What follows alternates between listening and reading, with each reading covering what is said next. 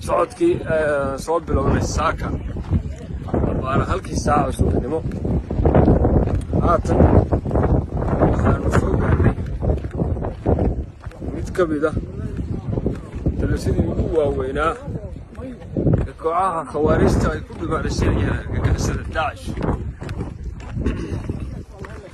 sahano iyo badigoob ayay ciidamadani ku jireen tan iyo saaka. waxaa lagu wargeliyey in afaafka hore ee bartilmaameedkayaga aan hadda soo gaarnay oo ku wajahnay. waxaan soo fuulnay mid ka mid ah buuraha fiintooda sare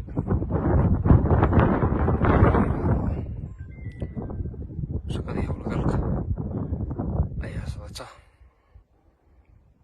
hadda waa isku dhownahay nimankii marka hawsha soconaysa insha Allah.